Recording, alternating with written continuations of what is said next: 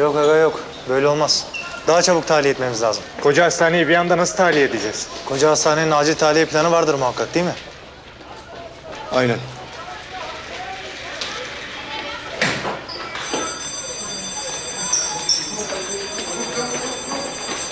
Çık. Boşalt.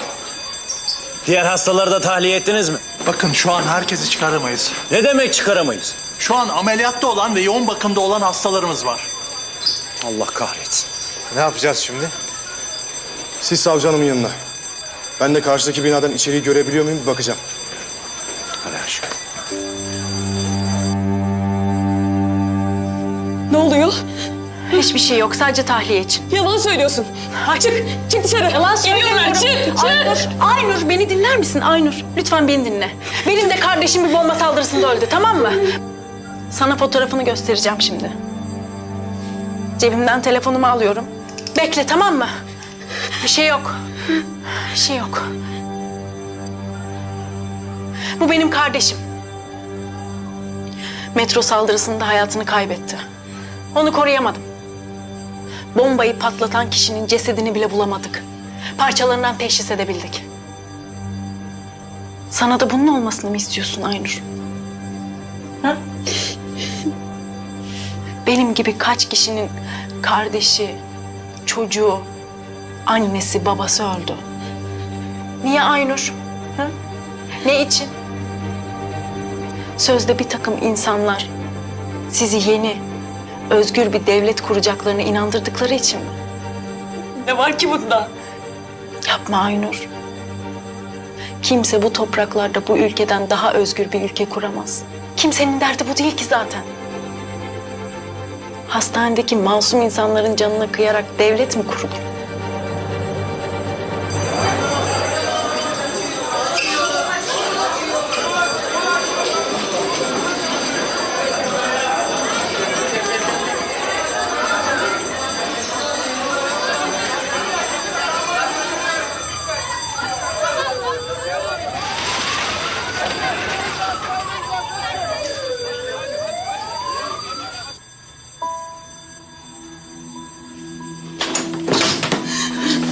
Sakin olun. Yaklaşmayın. Derya Hanım müsaade edin biz ilgilenelim. Olmaz. Bomba imha ekibi yolda. Onlar gelene kadar müsaade edin. Çaylak baksın. Olmaz dedim Ateş.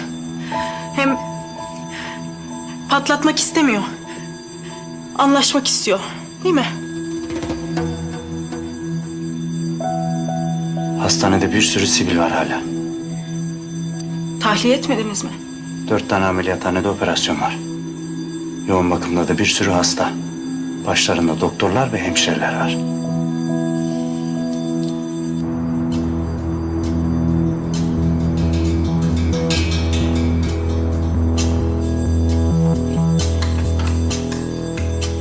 Derya Hanım müsaade etmiyor. Büyük ihtimal canlı bomba izin vermiyor. Tamam, görüş bulabilirsem ben indireceğim. Sivilleri tehlikeye atamayız. Anlaşıldı. Ben yerimdeyim. Canlı bombayı bir adım dışarı çıkarırsanız halledeceğim. Anlaşıldı. Savcı hanıma bir telsiz verebiliyor muyuz? Hallediyorum.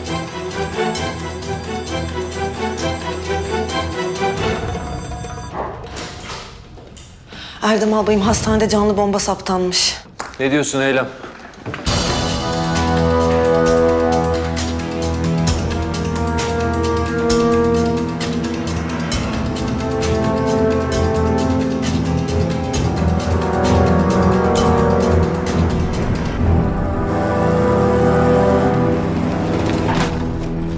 Allah kahretsin, salağın biri vurdu. Siz arabada kalın.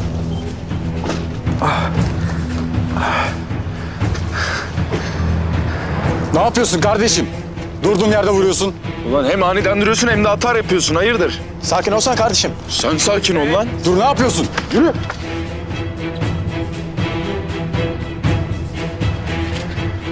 Sakın. Benimle geliyorsun.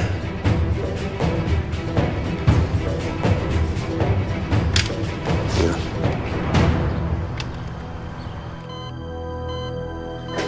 Buraya bir kesik daha gerekiyor. hastaneyi tahliye etmemiz gerekiyor. Görmüyor musun? Ameliyatın ortasındayım. Yapamayız. Burada çok büyük bir tehdit var. Yapacak bir şey yok. Üzgünüm. Hastayı bu halde bırakamayız. Devam edelim arkadaşlar.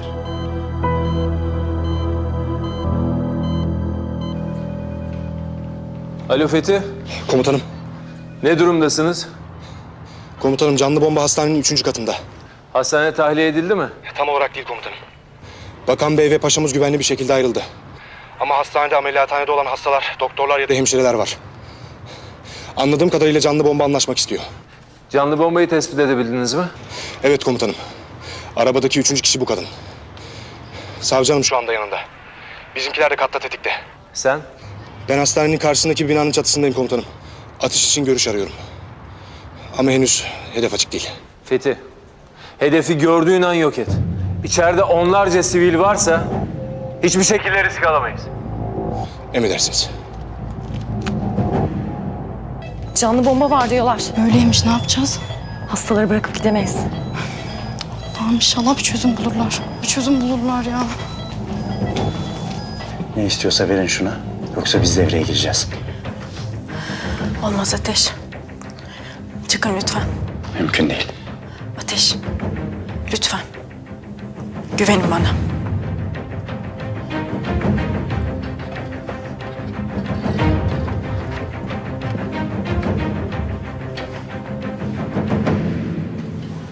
Derya Hanım. Hedefi imha için emir verildi. Canlı bombayı bir adım dışarı çıkarırsanız halledeceğim.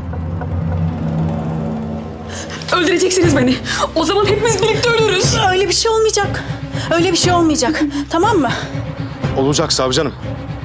Bir adım dışarı çıkarın şunu. Olmayacak dedim. Bak, söz veriyorum. Sana hiçbir zarar gelmeyecek. Buradan birlikte çıkacağız. Tamam mı? Söz veriyorum. Ne yapmaya çalışıyorsunuz siz? Kimse bir zarar görmeden bu işten kurtulmayı sağlıyorum. Görmüyor musunuz? Niyeti patlatmak olsa çoktan patlatırdı, değil mi? Bu beni ikna edecek kadar yeterli bir sebep değil. Eğer patlatırsa sadece siz ölmeyeceksiniz. Onlarca sivilin ölümünden sorumlu olacağız.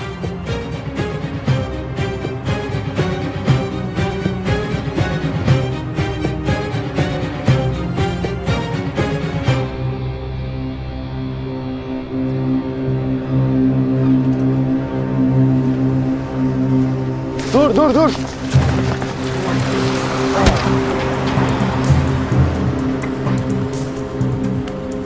Polis çağır, kavga var, silah var.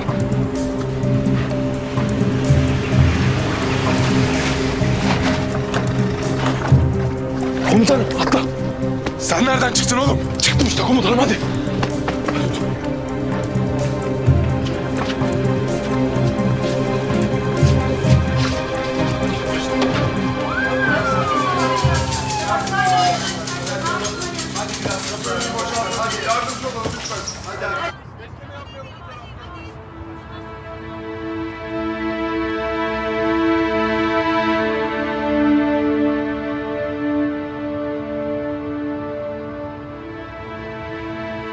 Aynur, seni buradan çıkarmam lazım.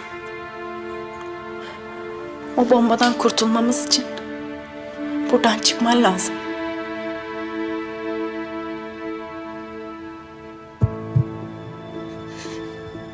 Buradan sağ çıkmayı istiyor musun?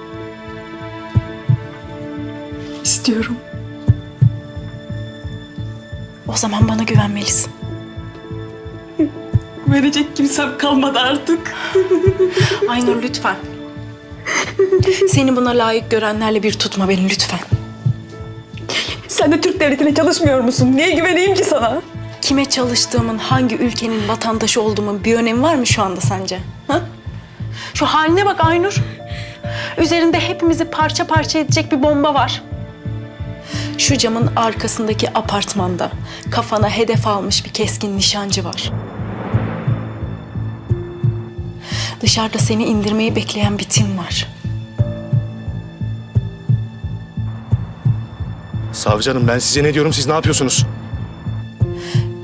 Peki senin bu durumda olmanın o sözde yöneticilerinizin gözünde bir değeri var mı sence? Hı?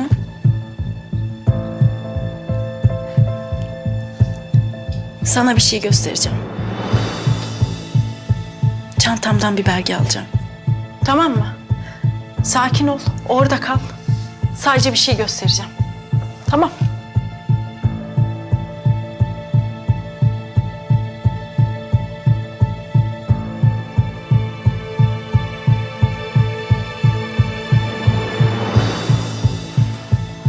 Bak.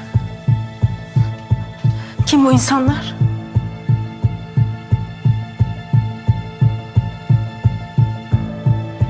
Kim bunlar biliyor musun?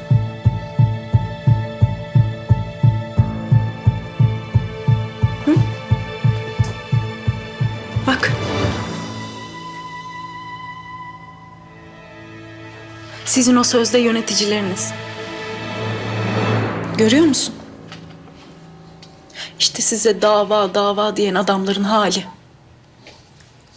Hepsini takip ediyoruz Aynur. Siz burada kendinizi öldürürken sanıyorsunuz ki o sözde yöneticileriniz davanız için çalışıyor. O iş öyle değil Aynur. Hiç öyle değil. Sizi kandırıyorlar. Sizi kullanıyorlar.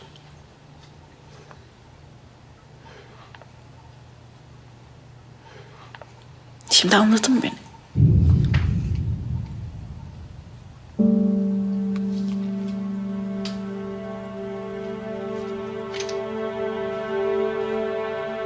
Hadi. Hadi. Gel.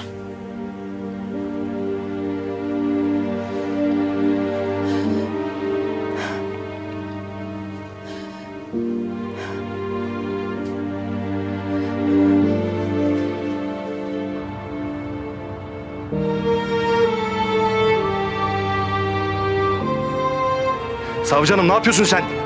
İtirafçı olacak beni canlı tutmaya çalışıyorum. Ateş! Çaylak. Tamam. Sakin ol. Tamam mı? Şimdi yavaşça elindekini bana uzat. Tamam. Çok güzel. Aferin.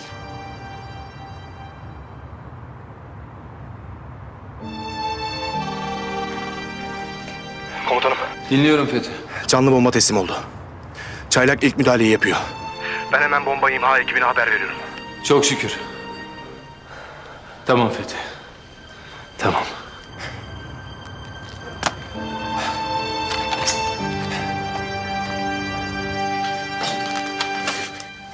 Sakin ol. Sakin ol.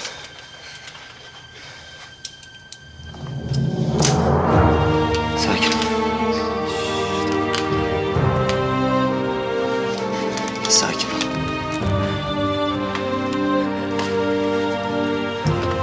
Şimdi yavaş ceketini çıkartacağız, tamam mı? Derya Hanım. Ben de.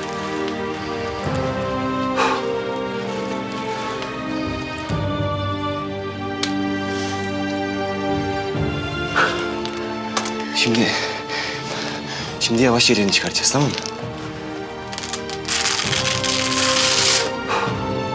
Tamam. Çok az kaldı. Tamam gel. Gel. Yavaş, tamam. İşte bu kadar. İşte.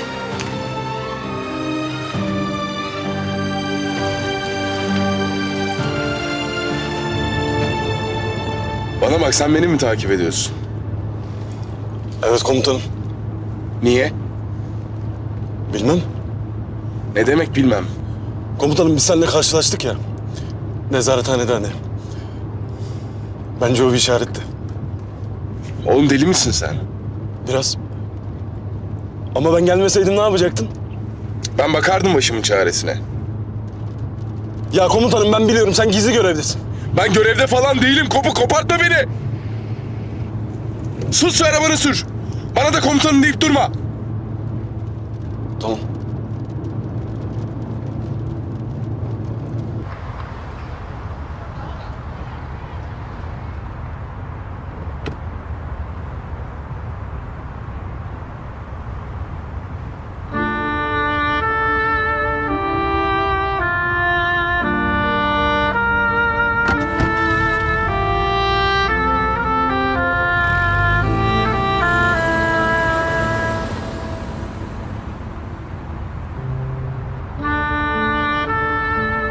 Sayın savcım, kusura bakmayın.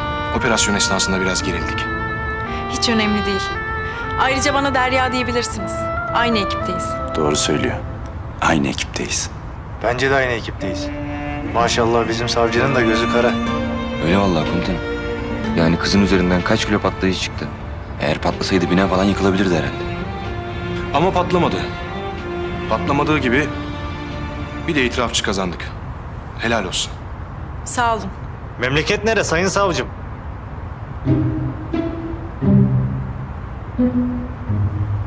Derya yani. Savcı hanım ya da. Aşık, abartma istersen ha. Kankaya bağladın. Pardon komutanım.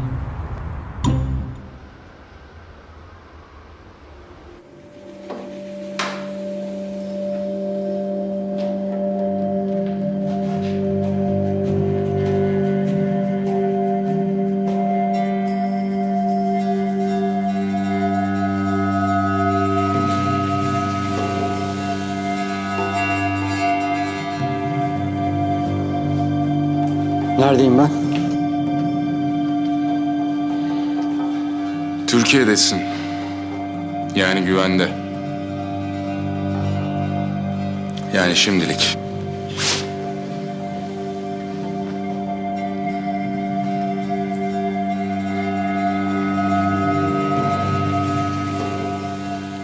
Bana zarar verirseniz başınız büyük belaya girer. Asıl adın Thomas. Ortaokulda basketbol takımındaydın. Liseden sonra orduya girdin. Sınır dışında kaldın 2 sene. Sonra ülkene döndün. Sonra Orta Doğu. Baban bir tane otopark işletiyormuş. Devam edeyim mi? Bilgilerin hepsi uydurma. Hepsi yalan. Çocuk mu sandın sen beni? Yalan tabii. Doğru. Yalan.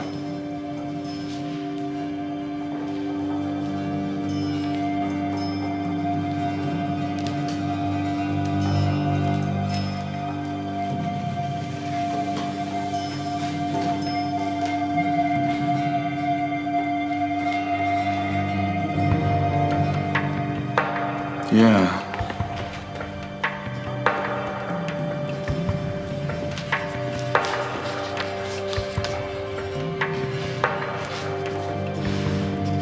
Şimdi elime düştü.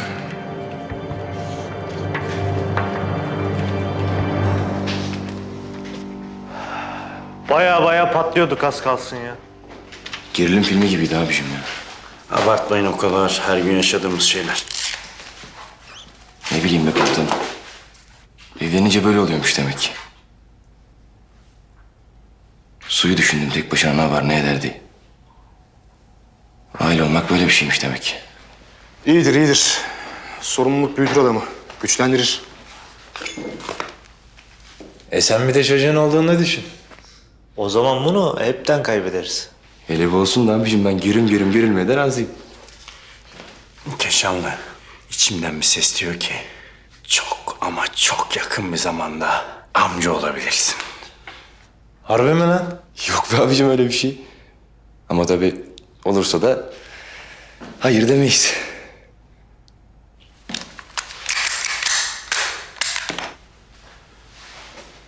Sen ne yaptın? Nazlı'yla düzelttin mi arayı? Kaç gündür aramadı. Arayacağı da yok. En iyisi ben arayayım. Ya anlayacağın durumlar biraz karışık. Beyler ben bir dışarıdayım. Telefon edeceğim.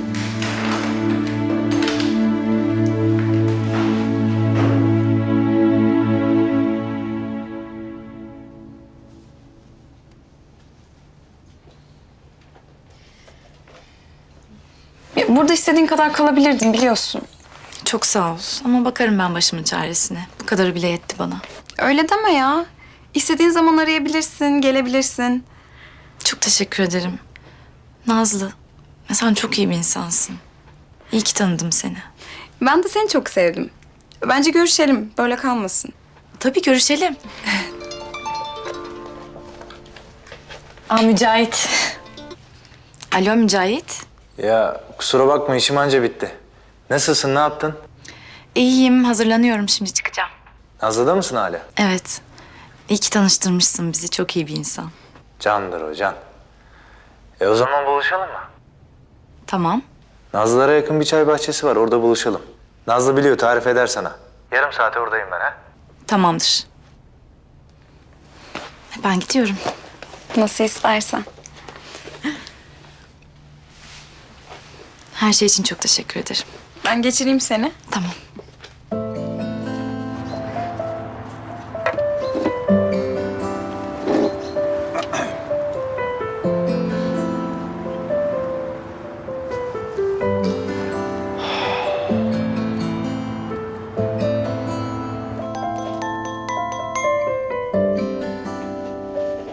Alo.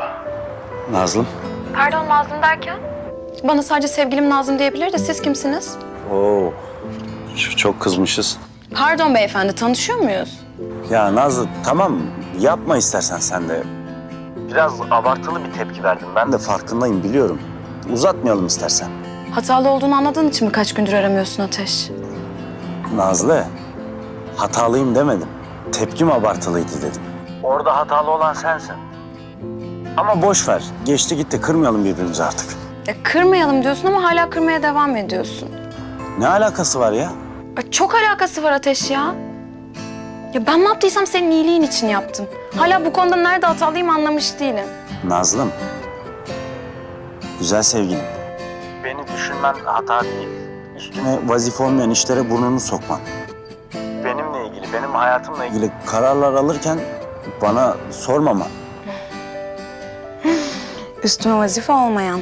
İyi, böyle oldu yani şimdi. Tamam.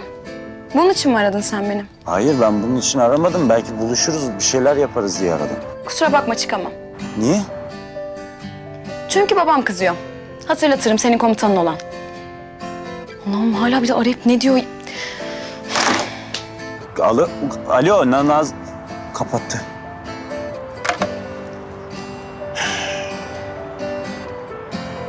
Al işte oğlum Ateş.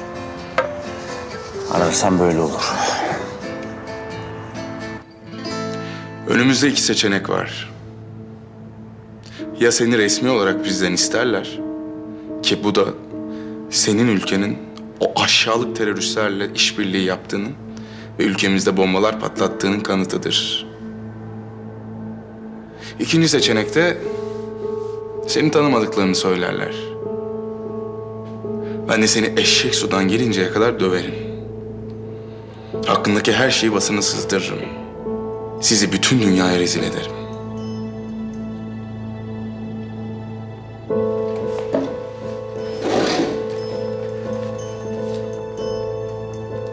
Birinci seçenek zor. Seni asla kabul etmezler. Şahsen bizimle işbirliği yapmanı ve yaşamanı isterim ben. Oğlun için.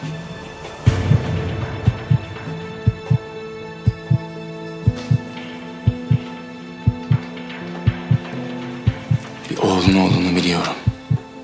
Hasta olduğunu da biliyorum.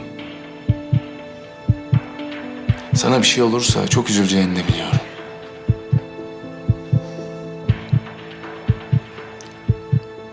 Böyle durumlara karşı bize fazla bilgi vermezler.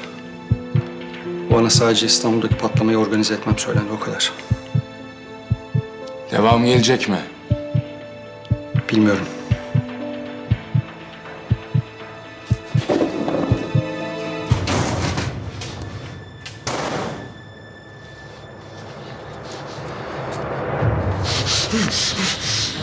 Önce tırnaklarını sökerek başlarım, oynama benimle. Gerçekten bilmiyorum. Bana bir isim ver. Örgütün planları ne? Hedefte başka kimler var?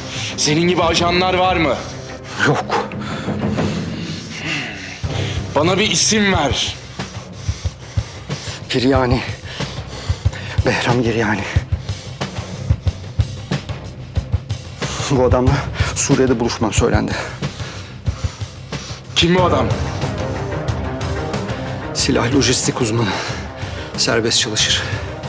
Para karşılığı örgütlere iş yapar. Dediğim gibi yarın onunla buluşmam lazım.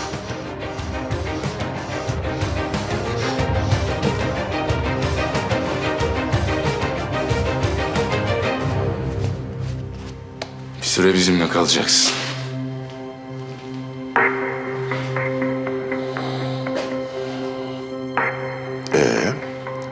Kopuğu ne yapacağız?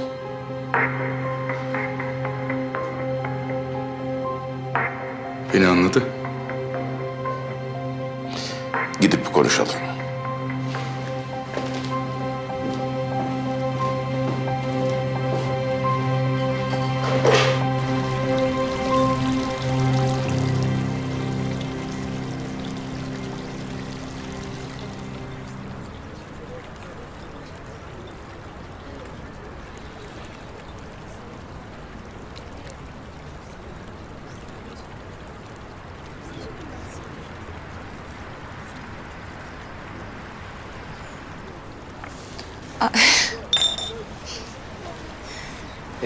Havalar da serinledi. Evet. Üşüdüysen vereyim mi ceketimi? Yo, iyiyim ben.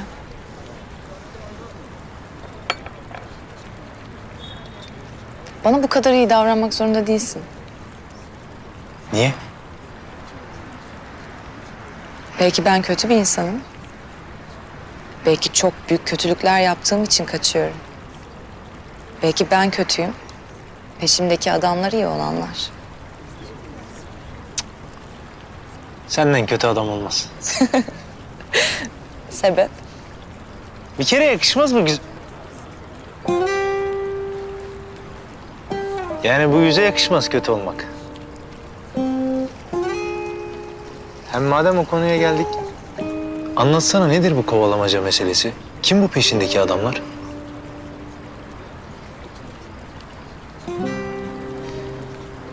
Çok derin bir meseleyse anlatma istersen. Babamdan kaçıyorum. Babandan mı? Niye ki? Çünkü o çok kötü bir insan. Bu dünyada görebileceğin en kötü insan.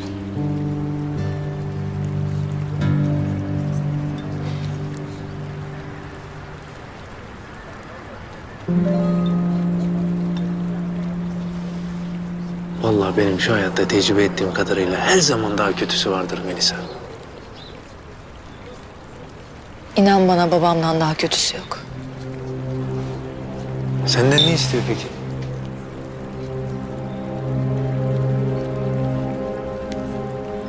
Sana zarar vermeyi düşünmüyor herhalde.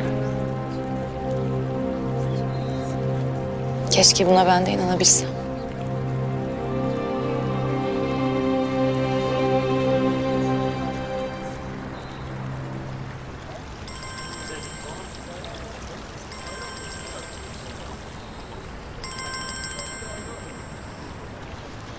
Efendim avcı? Keşanlı. Erdem komutanım aradı. Harekat merkezinde bekliyor bizi. Tamam geliyorum. Çok uzakta değilim zaten.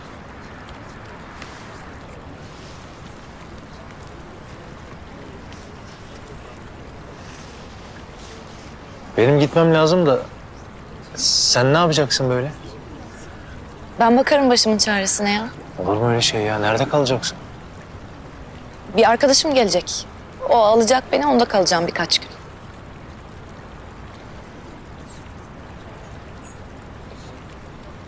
İyi tamam.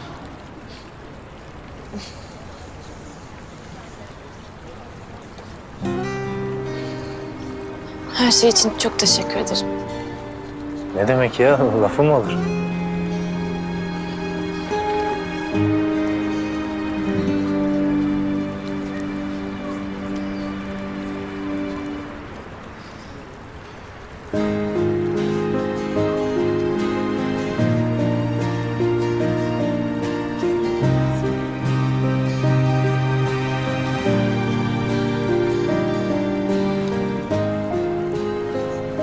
Ben gideyim artık. Gideyim.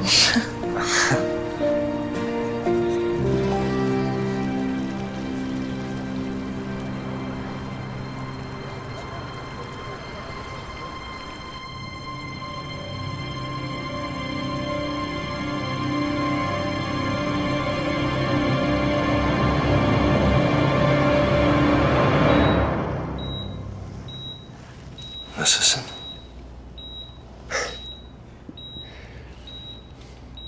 Adam kardeşini vuruyor. Sonra nasılsın diye soruyor değil mi? Senin bir suçun yok. Nasıl yok?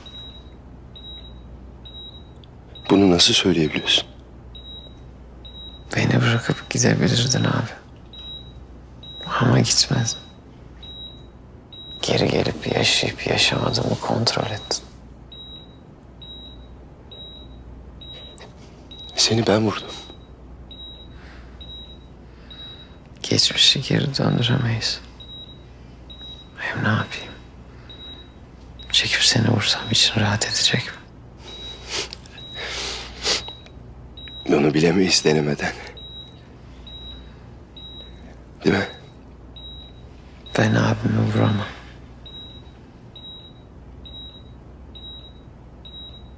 Seni buradan çıkaracağım. Buradan yürüyerek çıkacaksın. Sana söz veriyorum. Dragan sözünü tutar. Biliyorsun değil mi? Biliyorum.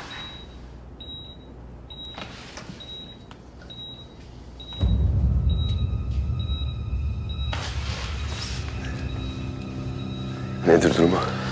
Nasıl desem bilemiyorum. Durumu kötüye gidiyor. Yeni bir döner bulmamız lazım. Uygun bir kalp bulamazsak kardeşim... Sakın. Sakın o kelimeyi söyleme. O kalp bulunacak. Gerekirse bütün dünyanın kalbi sökülecek. O kalp bulunacak.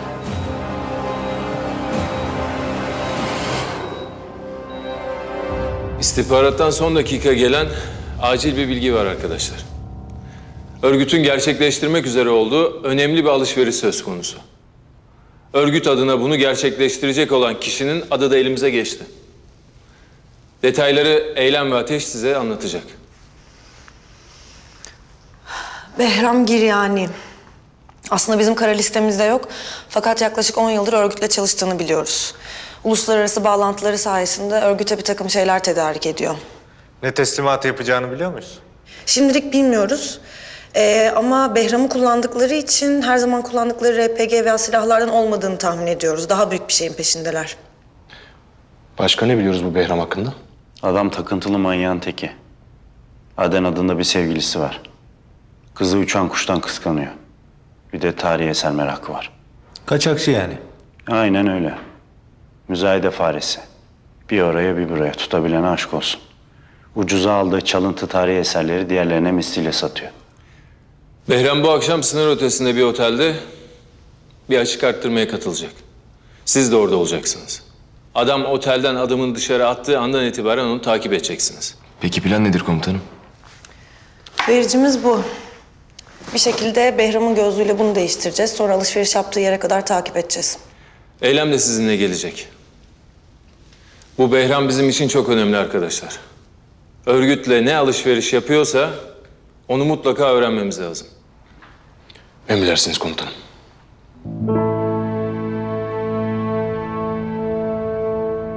Bana bak. Bugün burada gördüğün, duyduğun her şeyi unutacaksın. Tamam mı? Anladın mı?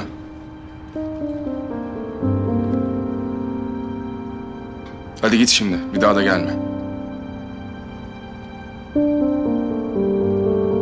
Komutanım bırak sana yardım edeyim. Bak tutan elin gören gözün olurum. Ben iyi askerdim. Hem bilgisayardan daha iyi anlayan adam bulamazsınız. Kopuk. Biz burada oyun mu oynuyoruz? Komutanım ben ülkeme hizmet etmek istiyorum. Belki bir faydam dokunur Turan Usta. Sen ülkene hizmet ettin. Fazlasıyla. Araba kullanırım. Silah kullanırım. Ya komutanım istediğiniz yere sızarım, bilgi getiririm. Adam ayarlarım. Kopuk. Ben yalnız daha iyiyim. Sağ ol. Şimdi git, bir daha gelme. Anladın mı? Vallahi bir dediğinizi iki etmem. Oğlum, sana git diyoruz, itiraz ediyorsun. Şimdiden başladın dik başlılığa.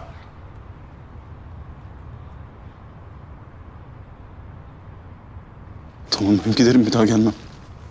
Kanı salacaklar.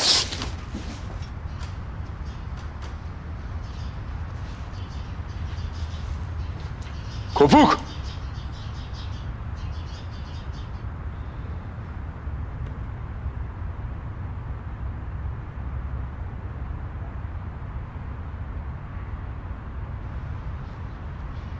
Sır tutar mısın? Ser vermek var. Sır vermek yok komutanım.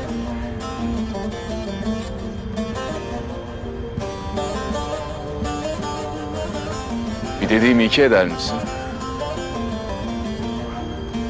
Öldürürüm komutanım. Vatanın, milletin, bayrağın için canını verir misin? Allah'tan daha ne isterim ki?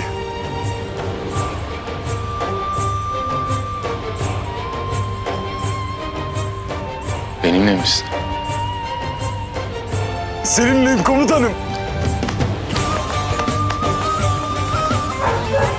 Dur usta! Dur oğlum, yavaş yavaş dur. Dur. Yalnız hemen üstüne başına çeki düzen vereceksin. Böyle kopuk gibi olmaz.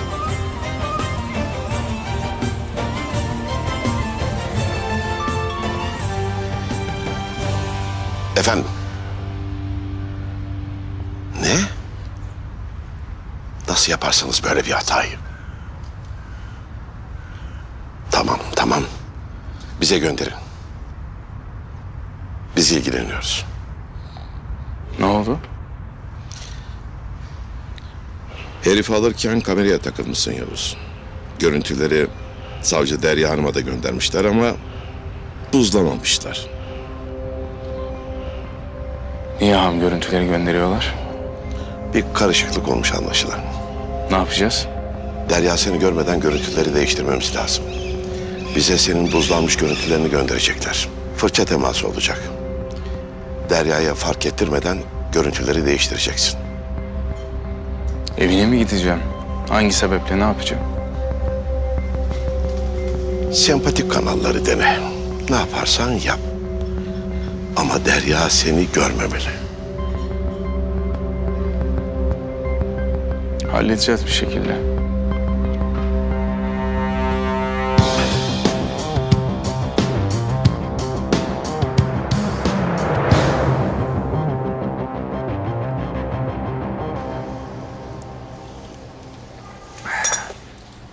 Komutanım. Bu Behram denen herif. Gece otelden çıkmazsa ne yapacağız? Ne yapacağız? Kalacağız biz de burada. Oh. Su yengeyle Esma teyze de ana kız sabaha kadar muhabbetin dibine vururlar artık. Ya sorma komutanım. Ne eğlenirler. Vallahi kahkahalarını şimdi buradan duyar gibiyim. Hayırdır, hala gerginlik mi var evde? Veya bana bir aydır bizde. Biz de yeni evli çiftiz ya en nihayetinde. Oğlum ayıp ya. Ne yapacak? Kalacak tabii. Kadın seni 9 ay karnında taşımış bir kere. Bak işte abi. Beni hep yanlış anlıyorlar ya. Bir aydır sizde, 9 ay karnında taşıdı. Geriye kalmış 8 ay canım. 8 ay kalır gider. Yani hak geçmesin. Sen de vur abi. Sen de vur. Balığımız oltaya değdi. Beklemedeyiz, tamam. Evet değerli konuklar, sırada 86 numarayla 1720 yılında ünlü heykeltıraş Johann Elliot'ın tasarlamış olduğu Masonry porselen var. Açılışımızı $500'dan yapıyoruz. Bu kıymetli porselen için $500 veren var mı? Evet 500 geldi. Arttıran yok mu? 550. Evet 550. Var mı arttıran? Bu kıymetli porselen için arttıran yok mu? Evet bakıyorum 1000 geldi. Ateş. 1000 geldi. Evet. Senin için efendim. Fesat. 1250 görüyorum. Porselene söyledim. Geldi. Evet. 1750. Nazlı senin kafanda Evet, kırsın o 1750 porseleni de. geldi. Bu kıymetli porselen için arttıran yok mu efendim? $2000 geldi. Evet, $2000 geldi. Var mı arttıran? Evet. 2500. 2500 geldi. 3000 geldi. Evet, $3000. Bu kıymetli porselen... Tüküreyim ben böyle işe ya. Var mı arttıran? Aga yemin ediyorum şunun aynısı kapalı çarşıda 33 lira ya. Bu kıymetli porselen için... Tarihi eser bu Mücahit. Ya bırak eylem. Çalıntı değil mi bunlar? Satıyorum. Dümenciler hem çalıyorlar hem burada böyle artistik hareketler. 3250 Bak bak bak geldi. şu mezatçının havalara bak havalara bak. Satıyorum. Evet, $4000 geldi beyefendiden. Elinde de tokmak kendini ağır ceza hakimi zannediyor. Senin sık Var mı tövbe arttıran? tövbe hasbinallah. $4000. Satıyorum. Sen de haklısın. Satıyorum. 4500. 4500 geldi. Satıyorum. Satıyorum. Sattım. $4500 bu değerli nadide eser beyefendinin oldu. Tebrikler beyefendi.